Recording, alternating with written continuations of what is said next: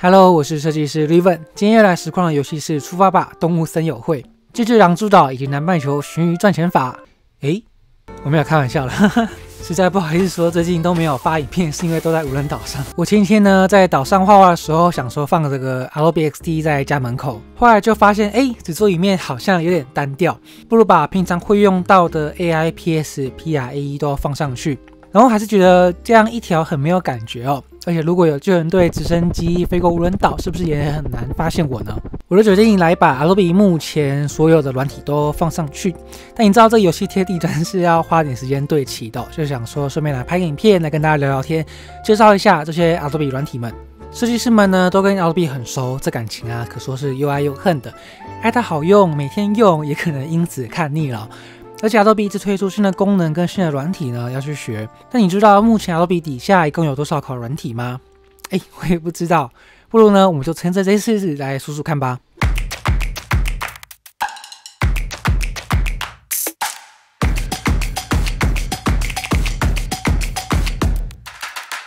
首先第一个是 Illustrator， 这其实也是我最早学的 Adobe 软体，它是做向量格式的电脑绘图哦。所谓向量，就是说你画出来的所有形状跟颜色都是用数学公式运算的曲线与路径记录下来。最重要的概念呢，在于向量是不受解析度影响的。今天画的图呢，可以缩小成 icon 放到 Apple Watch 上，或是发成路上的广告看板，都是有着一样的清楚的画质。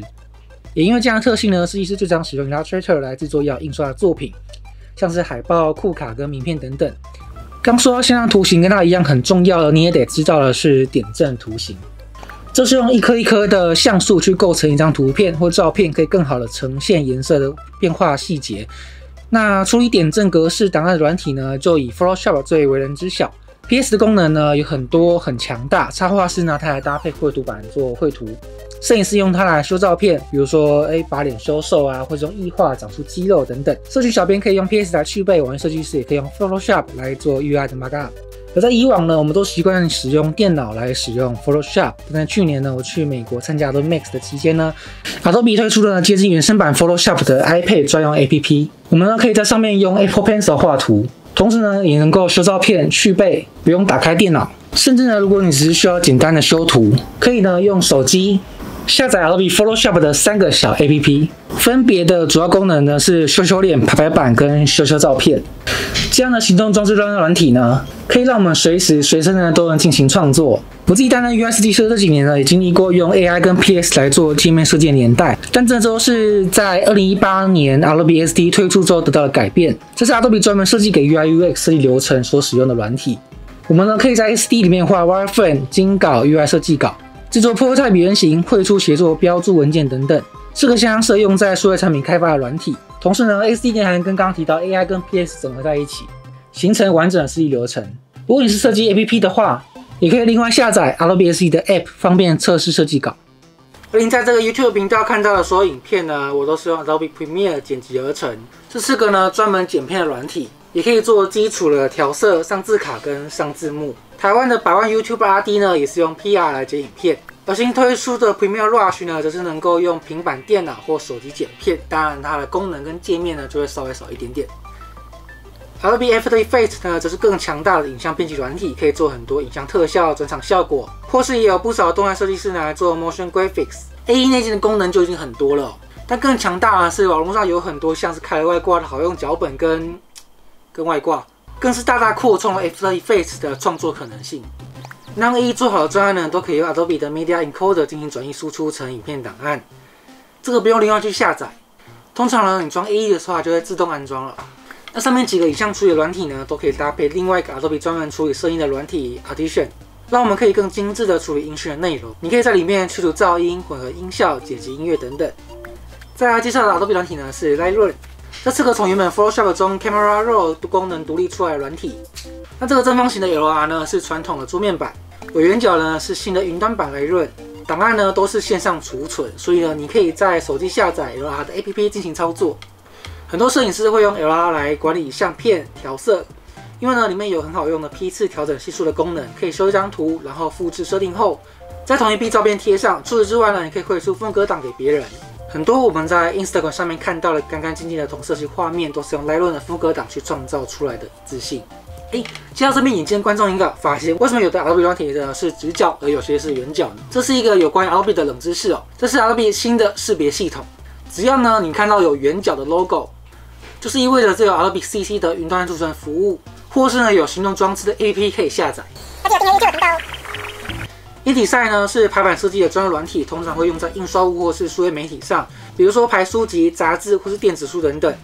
如果你是更早以前用过 InDesign 的话，应该印象中就是拿来排版面，要拿去印刷店输出用的。但近年呢，因为电子书的普及以及自出版的流行，现在的 IE 呢还可以加上影片、音讯和动画等等的互动格式。Dreamweaver 是蛮多学校里面教网页设计用的软体，支援 HTML、CSS、JavaScript 等程式语言，可以快速建立和发布网页，界面还算简单且操作视觉化，是许多人学习设计网页或前端开发的第一步。但在业界的开发流程上呢，就比较少听过了。可能是因为 DW 虽然做网页方便快速，但是其背后的程式码较难以阅读跟管理，在大型或商业专案中呢就不适用。另外一个类似的软体呢是 Muse， 听说呢也有一些大学有在教这个，但因为 Muse 这个离线的网页开发工具实在不符合网络资讯世界的发展，已经被时代的巨人碾压过去了。在今年2020年3月呢，也就是我准备资料这一天，宣布关闭服务。我们在此呢为 Muse 默哀3秒钟。话说另外一个被网络的巨人碾压过去的还有 Flash。在以前很多网站都有用 Flash 播放器来做网页的效果，但随着呢 Apple 的贾伯斯在生前就有钦点这个东西母汤之外， Flash 呢也被 Google 的 Chrome 浏览器给 ban 掉了。所以呢我们目前是用不太到这样的技术做网站。但记得我在国中的时候也曾经在学校的电脑绘图社学过这个东西。那个时候呢，主要是来做一些人物的动画。我不知道大家小时候有没有看过监督动画或是阿贵系列，类似那种感觉的动画。但你知道吗？这个东西其实并没有随着 Flash 下去领便当而消失，而是改成新的 Adobe Animate。而你在 AN 所做的动画呢，现在也可以发布到新的媒介上面。比如说 HTML、Canvas 或是 SVG 的格式，一样可以用在网页当中，可以说是在眼泪 Flash 只是换个样子，但还是存在在网络上，阴魂不散。是说旧的东西被淘汰，通常呢也代表有更方便的东西出来了。现在呢要发布网页有个更轻量级的选择 ，Adobe Spark。这个东西呢可以让你透过范本更快速的发布网页以及社群媒体的贴文等等，比如说广告要用的活动页面、宣传产品的脸书或 IG 贴文等等。所以呢，很适合行销相关职业或自有品牌的媒体哦。那你也可以使用几个 App 呢，来随身完成需要的创作。系列软体有 Adobe Spark Post、Spark Video 跟 Spark Page， 分别呢可以做社群的贴文、影片还有网页。而且有订阅就有频道哦。再来呢，要分享的是几个还蛮新的软体。第一个呢是 Adobe Fresco， 这是个给平板电脑还有触控笔使用的绘图软体 APP， 适合呢艺术家跟插画家路线使用。里面呢有很厉害的笔刷、限量跟点阵笔刷都有，还可以及时渲染，混合出水彩跟油画的感觉。我自己用 iPad Pro 画，我觉得它触感已经很像是真实的纸笔了。插在呢，在这边还可以用 Command Z 回到上一个步骤。再来呢是 Dimension， 这是个平面设计师使用的 3D 合成软体，可以将你设计的产品呢合成到立体的模型上面，比如说杯子、咖啡包装跟提袋等等。Adobe Era 呢是做扩增实境的 AR 专用设计软体，可以透过镜头呢放置虚拟物件。想要吗？先去买 iPad 哦。那接下来呢，我们就来讲几个手机或平板电脑都能够安装的 App。首先呢是 Illustrator Draw， 它可以做简单的线上绘图，真的非常简单。在去年呢，我在洛杉矶的 Max 上面有试玩到原生版的完整版 Illustrator for iPad， 听说今年要出了，大家可以期待一下。而且有订阅就有频道哦。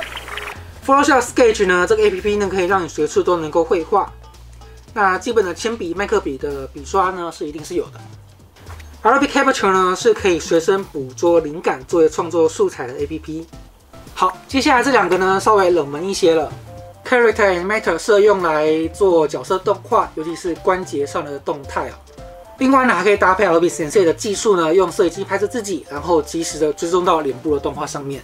Adobe Copy 呢是给文案人进行编辑撰稿写作时使用，而且搭配 Creative Cloud 呢，设计师还可以在前面介绍的InDesign中共同处理排版。再来呢，要讲的是文件处理。Adobe Acrobat Pro 大家应该都用过，就是电脑中拿来开 PDF 的软体。那你当然也可以拿来编辑、转成或合并 PDF 文件。除此之外呢，这边顺便推荐一个我自己很爱用的 Adobe Fill and Sign。我们呢可以用手机或 iPad 上面的 APP 来签名跟填写文件。比如说填写合约啊，或是签署个人劳务报酬单。那如果你是要扫描文件的话，则可以下载 Scan。而且有订阅依旧的频道哦。Bridge 呢是创意资产的管理工具，简单来说就是拿来管理电脑档案中的一个中继仓库。Prelude 这种念，反正呢就是可以搭配 Premiere 服用，在剪辑软体流程中呢担任是一个初剪的一个角色。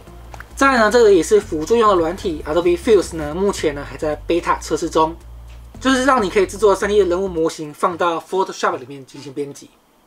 Substance 呢是一个非常有名的 3D 纹理跟材质的设计软体。为什么会出现在 Adobe 的软体影片中呢？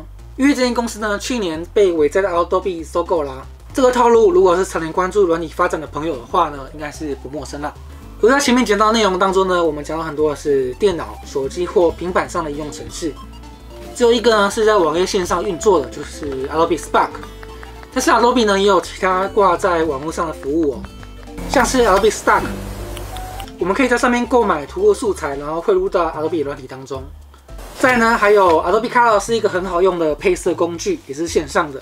Adobe Portfolio 呢可以弄出线上作品及网页。但其实要做作品夹 ，Adobe 旗下的 Behance 更有名啊，很多设计师呢都会在上面经营自己的作品页面。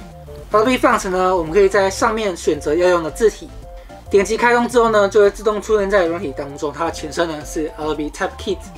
接下来呢 ，Adobe Connect 是多人视讯用的软体。上个月我受邀去 Adobe 台湾演讲的时候，因为受疫情影响而改成线上的研讨会，我才因此认识到它。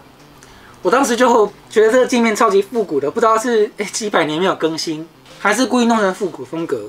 以上呢就是我所收集到的目前所有的 Adobe 设计软体啦，很多都没有用过也没有关系，我也是，应该说大家都是。可以放心，可以放心。我会把 Adobe Creative Cloud 的第一链接呢放在影片下方的资讯栏位。虽然这支影片呢不是业配，但是呢，当我们用新台币支持 Adobe 正版软体的时候，他们才能够开发更多更好用的软体给我们的子子孙孙们。为了做这支影片呢，我把 Adobe 在网络上的所有资料呢都翻遍了。这电脑呢也因为装了一代软体而烧到快要起火了。不过我也因此更认识到了这些新时代的数位工具，希望呢也能同时带给你更多了解。喜欢我的影片的话，可以点赞、留言、分享，按个订阅，开个小铃铛，就可以收到更多影片的通知哦。我是设计师 Riven，那我们就下次见喽，拜拜。